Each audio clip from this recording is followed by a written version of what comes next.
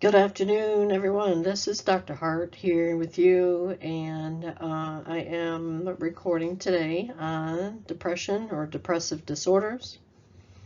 This is about 22 slides, so it's a lot of content. It's probably the longest, it's going to be the longest content yet for me out of the categories or content that I've gotten to so far. So bear with me. I'm kind of trying to get through this, but this is really still nothing compared to what's probably in your textbook. So this is kind of concise. I try to focus on what I've seen on the exams and what I've seen on the standardized tests, what I've had students report back to me that may be on their NCLEX, if they do report back to me, to let me know what's on there. I've had students say there was a lot of pharmacology. I'll go over a little bit of that in this chapter. There is a whole section of content that I will cover on psychopharmacology, which are the psych meds that are most important to know.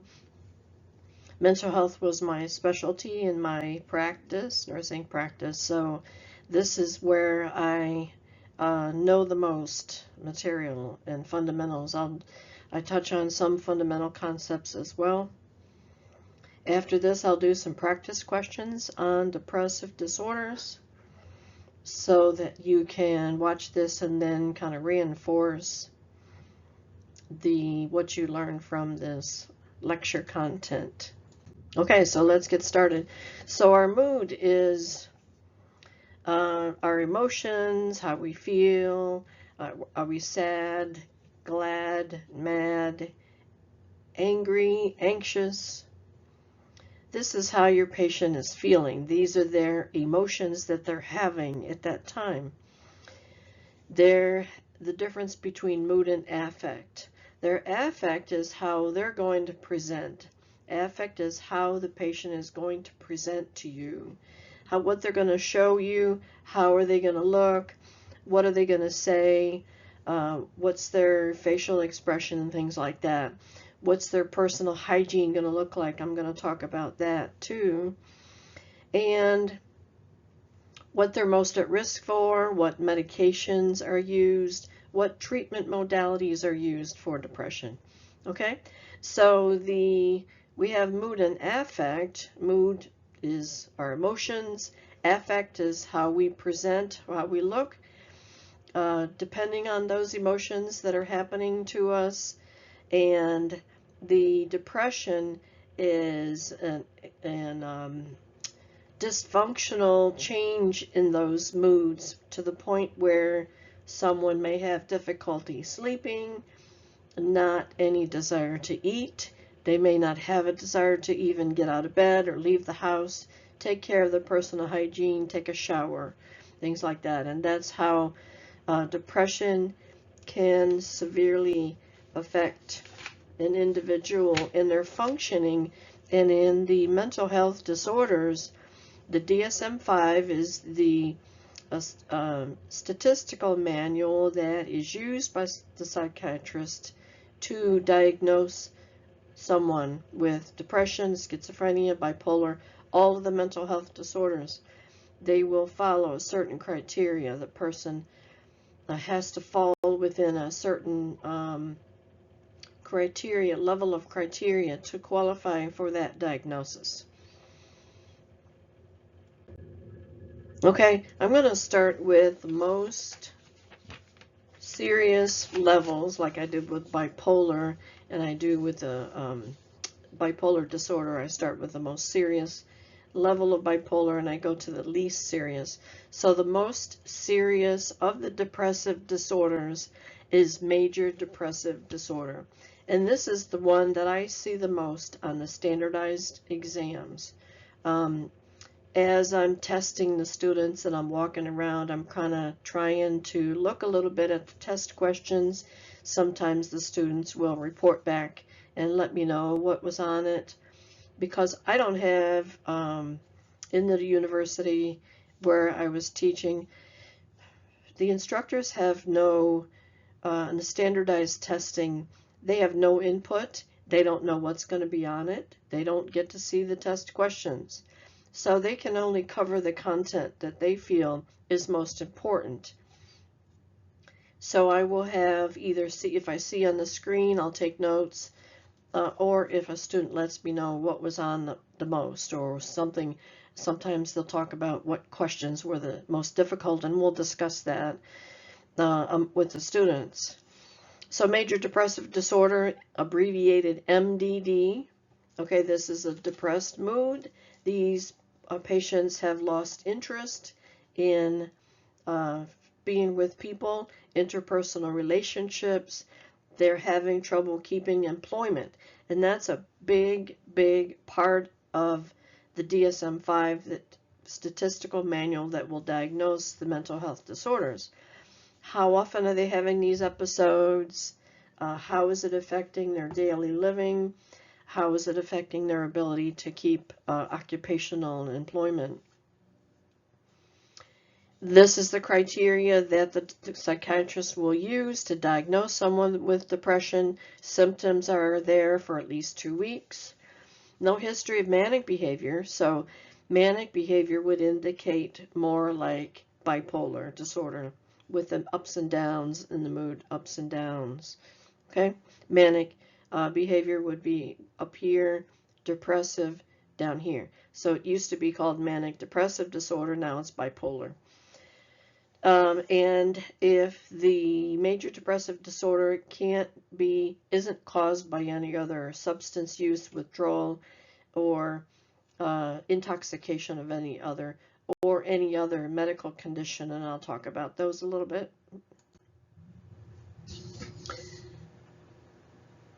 So some current statistics. I wanted to look this up for current statistics so you know how serious this really is. In our country, 21 million this is current, 21 million American adults had at least one major depressive disorder in a recent year, or this is 8.3% of adults. 1 in 5, or 19%, were told by healthcare providers at some point that they had a depressive disorder. About 4.8% of adults report depression currently. They're mostly more percentage of women, and the age range that's highest is age 18 to 25, and that covers 18% of adults. And depression is now among the most prevalent health condition found in primary care and mental health settings, which means mental health patients are, as a nurse, you're not only going to find them in a psych unit or a mental health setting. You're thinking to yourself, well, I don't like psych. I don't want to get into psych, so I'm not going to have to deal with these patients. Well, that's a myth. That's a stereotype. That's a misnomer. That's misinformation. If you are on a med-surg unit, if you are in if you're in labor and delivery, if you're in a cardiac step down, I can name every unit possible in the hospital, and you will come across someone who is either suffering from depression, anxiety, substance use and abuse, intoxication, withdrawal, ER. Okay, you're going to find everything in the ER, of course, but depression, anxiety, mental health disorders are going to be in whatever unit you're working on, not just a psych unit. And depression is affecting millions of Americans across all age groups. So the next one is persistent depressive disorder. That's the next lower level down from major depressive disorder. Persistent depressive disorder, or dysthymia, that's like more sad or down in the dumps. There are no psychotic symptoms. If there were psychotic symptoms, that would be more like schizophrenia. This is a depressed mood. This is how these are measured in the DSM-5 statistical manual. Chronically depressed for most of the day, more days than not, at least 2 years. And this is the the psychiatrist gathering this information from the patient and what the patient tells them. Next is premenstrual dysmorphic disorder. This is the mood disorder or depression that comes during the week before the menstrual cycle. Then this is not just your typical cramps and mood changes. This is something that graduates more into daily problems with functioning during those times before the onset, or and these improve shortly after the menstrual period, and then they slowly fade away. But these may continue, and so that's when it becomes a real problem, when these depressive feelings continue. When it interrupts their social function, interpersonal relationships, work or school problems. Okay, next is substance medication induced. These are depression associated with abuse of drugs, abuse of medications or certain medications that will cause these depressive symptoms. I was going to talk about some of the medications with the substance use, some of the substances that can cause impairment or distress in social, occupational, or other important areas of functioning. These are alcohol, amphetamines, cocaine, hallucinogens, opioids, sedatives, hypnotics, or anxiolytics. So if someone is using and abusing these things, they can have symptoms of a depressive disorder, and that's considered a substance or medication induced depression. Also, medications, anesthetics, analgesics, anticholinergics, anticonvulsants, antihypertensives, anti-Parkinsonian agents, anti-ulcer agents, cardiac meds, oral contraceptives, psychotropic meds, muscle relaxants, steroids, and sulfonamides. When I do talk about the psychopharmacology, I'll get more into each drug class that falls under a mental health or a psychotic medication. There are also depressed moods associated with other medical conditions. So some examples of medical conditions that may cause depression, obviously, Cushing's disease, that's where the body produces too much cortisol hormone caused by a non-cancerous tumor, endogenous or inside the body or outside the body, which is exogenous, such as caused by adrenal tumor, pituitary tumor, signs and symptoms of Cushing's, high blood sugar, diabetes, hypertension, weight gain, extra fat around the neck, muscle weakness, osteopenia, and fractures. Other medical conditions that can have an underlying depression disorder with that is Huntington's. It's an inherited condition, affects the nerve cells in the brain that break down over time. There are muscular issues, involuntary movements, problems with coordination, loss of muscle spasms, and then there's multiple sclerosis. The immune system attacks the protective myelin sheaths covering the nerve fibers, affects vision, sensation, coordination, movement, bladder, bowel control. So this person with multiple sclerosis or MS will eventually be totally dependent on someone else to care for them.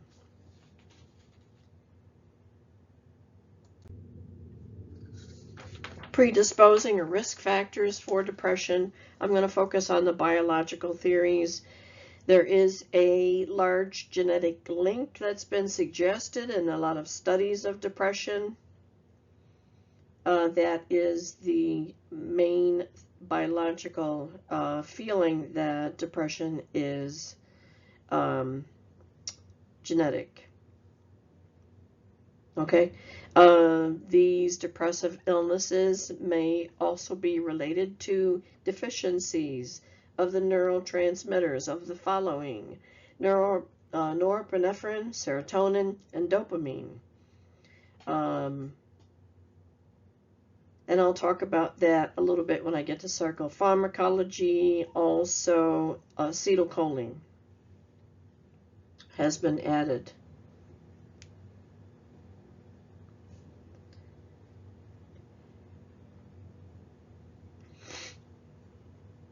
It's thought that the problem in depression and mania may be an imbalance between the biogenic amines and acetylcholine in the brain.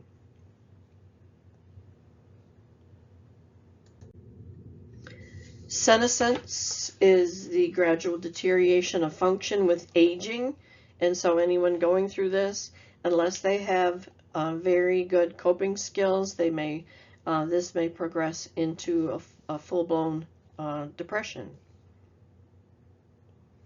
The bereavement overload, I covered a little bit when I talked about the aging individual or older adults' mental health. Bereavement overload occurs when the person is having continual losses in their life. They've lost their wife, and then 6 months later they lose their parents or their aunts, uncles. They may even lose a child. So there's one loss, the first loss, and they don't even have time to recover from that first loss when the next loss happens, and that's a bereavement overload. We have a high percentage of risk of suicide among the elderly, and symptoms of depression are often confused with neurocognitive disorders or Alzheimer's, for example. Treatments are antidepressants and electroconvulsive therapy. I'll talk about that later on. There's a whole content section I have on electroconvulsive therapy, or ECT, and psychosocial therapies. This would be one-on-one with a therapist. Postpartum depression. Okay, this is after a woman has a baby. This can be considered normal up to a certain point, but if this continues, this can continue into a major depressive disorder, especially if the person does not seek help in time, or they're predisposed to major depression from genetics maybe, and then they have a baby and they just can't get out of that depressive state. This can be considered the baby blues of women who give birth. 50 to 85% experience the blues after delivery.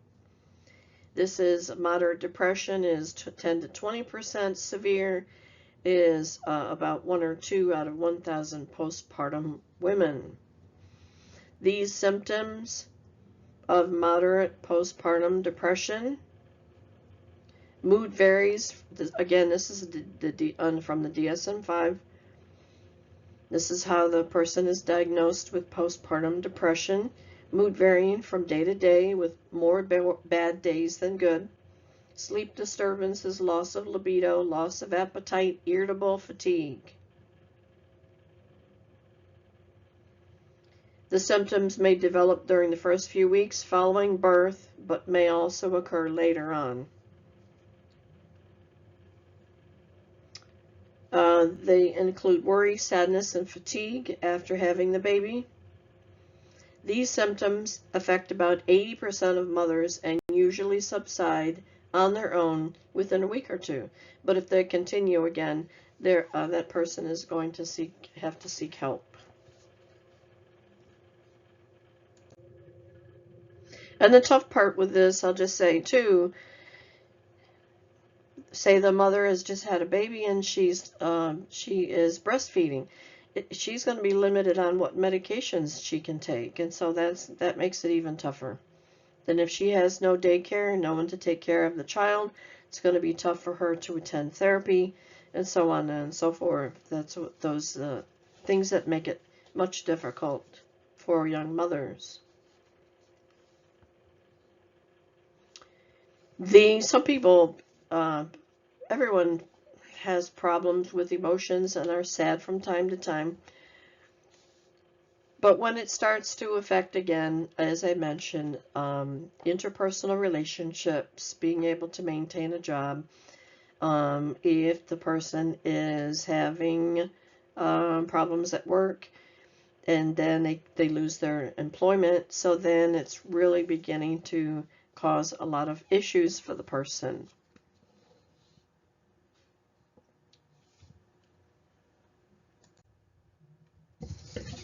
Transient depression, that's just what it is. Transient is on and off.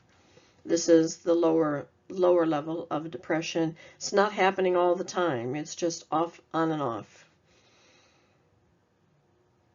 Not necessarily dysfunctional. They're considered the blues. Some crying. Some inability to keep the negative out of your brain, negative thoughts. And some fatigue and lack of energy. So this is before it's reached the point where it's dysfunctional and affecting the person's relationships and employment. Mild depression, this may be with normal grieving. So if you have a loss in your life, this is normal to go through the grieving process, right? Kubler-Ross, stages of grieving. So these are showing anger, anxiety, you may be crying a lot, regressing, like keeping to yourself more, kind of thinking about the loss a lot, especially in the first, give yourself 6 months to recover from a loss. And physiological, you may not have an appetite, and you may not have, may be having difficulty sleeping.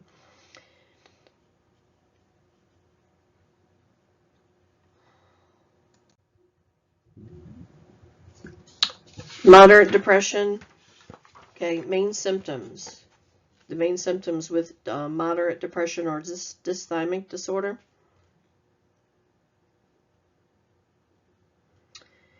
The main key things that the doctor is going to be looking for is helplessness and powerlessness. Slowed movements, slumped posture, looking down at the floor, right? The hair is disheveled because they're not taking care of personal hygiene, they're not taking a shower, they're looking at the floor, there's lack of eye contact, and they're not speaking to you very much, okay? And physiological is lack of appetite or eating too much, not being able to sleep, and having headaches, backaches, chest pain, abdominal pain, low energy level, fatigue, listlessness. Amenorrhea, that's when the menstrual cycle stops. They may have that. Decreased libido, the lack of desire for sexual activity. Severe depression, now these are the assessments. These are the signs and symptoms of each one that I talked about before.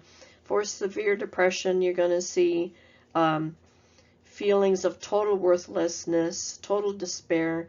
The person is going to say things like, I don't know how much longer I'm going to be here. I don't know what I'm going to do with the rest of my life. They're in a fetal position. They're not talking at all. They're not moving very much. Delusional thinking, they may be having delusions of persecution. So that I'm going to cover more when I talk about schizophrenia. Has a lot of delusions and hallucinations. There may even be somatic delusions. Those are the feelings that your body is falling apart. Your body is something wrong with your body.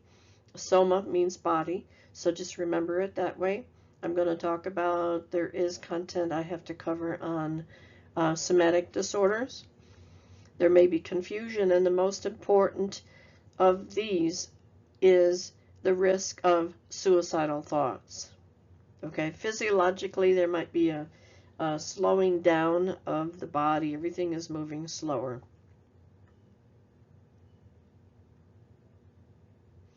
Feelings of despair. I'm not worth anything. I shouldn't even be here. Those are the verbal things that your patient may verbalize to you. So these are outcomes identifications. So these are outcomes from a care plan. You may have read or you may have been told that care plans are not, you're not going to get a question on your NCLEX about care plans. Well, what's contained in care plans? Interventions, assessments, outcomes, goals, right? Evaluations. Those are all going to be on your NCLEX. So these are all parts of the care plan. They may not ask you about a particular nursing diagnosis, but the NCLEX is going to ask you about all of those parts of a care plan.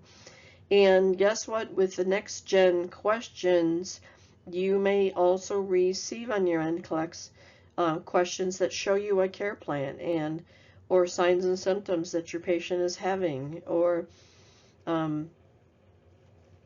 what in a list of interventions, or what interventions would come with this disorder.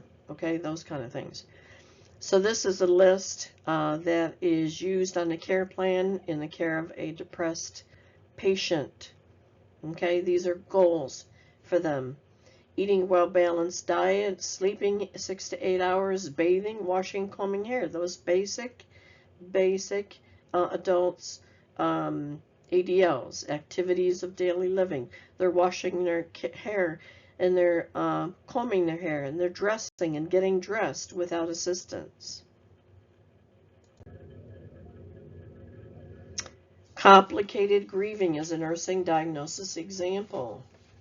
Okay, again, you may not see nursing diagnosis, but parts of the care plan are going to be on your NCLEX, and they're going to be on your Lippincott. You're going to be on your whatever ATI exams you may have, benchmark exams. Okay, all of those things are going to be on there. It just may not say care plan. It's just going to be all the parts of a care plan. Okay, so a complicated grieving, so the person has a loss or death. Typical grieving may last 6 months after the person, after the loss. And the loss is a lot of things besides the loss of a loved one. I know that's the major one, but there may be the loss of a job, loss of a house, loss of a marriage. If you get divorced, that's a loss of a marriage. Those are major losses, okay? And the normal, say normal, well, normal in quotes, normal period of grieving is typically about 6 months. So if that person extends after that, if they're grieving longer than what's considered normal, that's when they're getting into complicated grieving. And guess what? I've seen questions on standardized tests. When I walk around, I've seen questions on complicated grieving. Okay? I don't stand behind a student and for 5 minutes to read the whole question, but because I don't want to disturb them, but I do see words in the questions, and I see complicated grieving.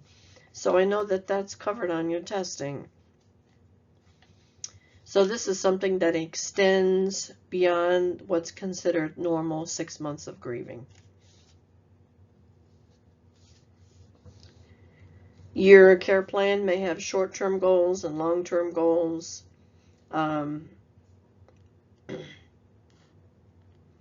Other nursing diagnosis, self-care deficit. And again, if you're doing care plans and clinicals, you need to know how to write care plans. You need to know how to come up with nursing diagnosis and write a care plan. Another goal that's important is the client should make a contract not to harm themselves. So that would be considered a safety plan or a safety contract, where the client actually agrees to sign that they will not harm themselves or others while in the unit. Okay. Some other goals, promote attendance in therapy in groups. The nursing interventions for the nurse to be accepting of the patient and not be judgmental, not be biased in their interactions with a depressed patient.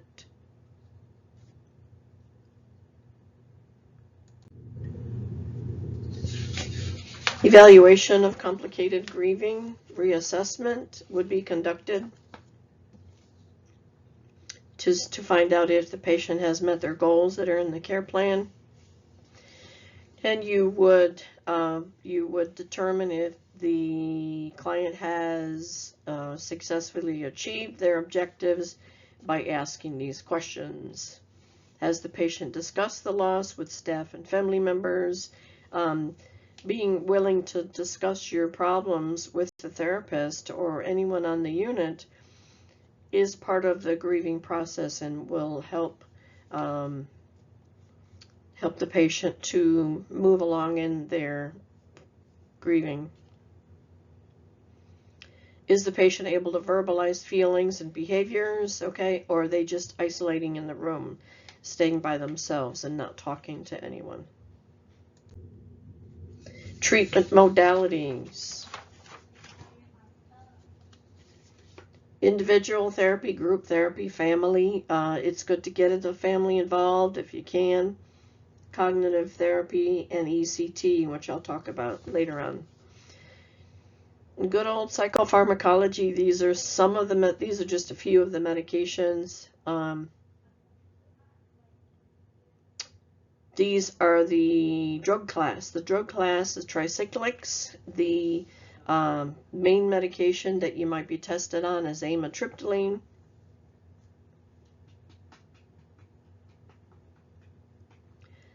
These are popular medications tested on ATI. Okay, ATI.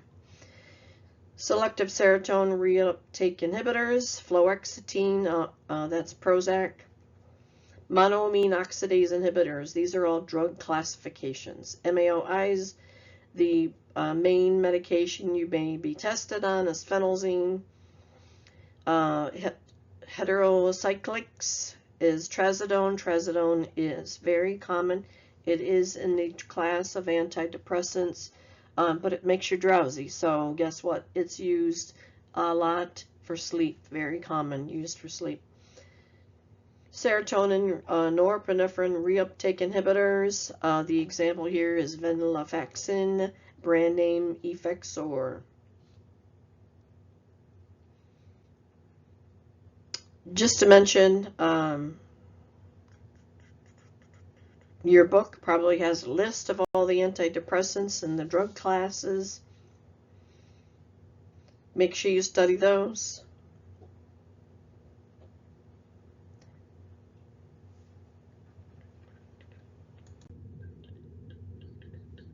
Okay, family education or patient education related to antidepressants. Okay, these are very, very important.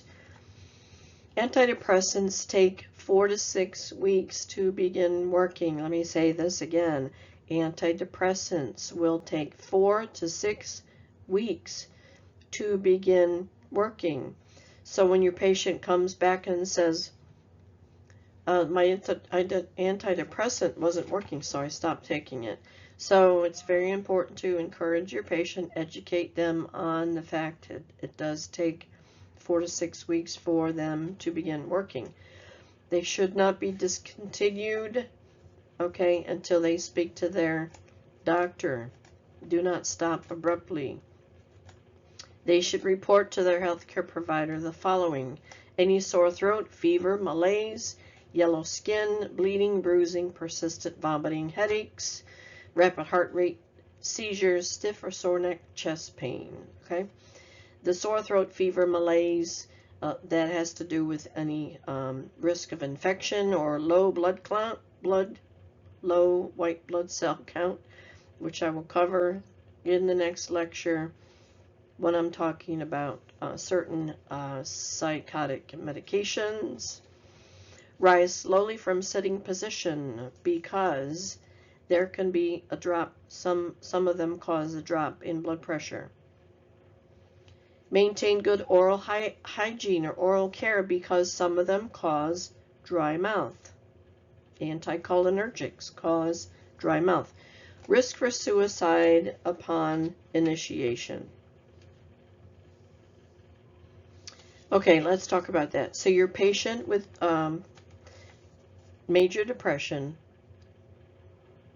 is still going to may have suicidal thoughts. But because they're so tired, no energy to even get out of bed or even talk to anyone. Even though they're thinking about suicide, they don't have the energy to carry out those thoughts. Once they begin an antidepressant, the mood may lift, the mood can lift, and if the mood lifts and they have more energy, then guess what? Now they have the energy to carry out the suicidal thoughts and actually act on those thoughts. Okay, so typically an antidepressant may be only prescribed for a short period of time, say 10 pills to start out. This causes the patient to have to come back to the doctor to be reassessed. And the doctor needs to assess the patient, any suicidal thoughts. Okay.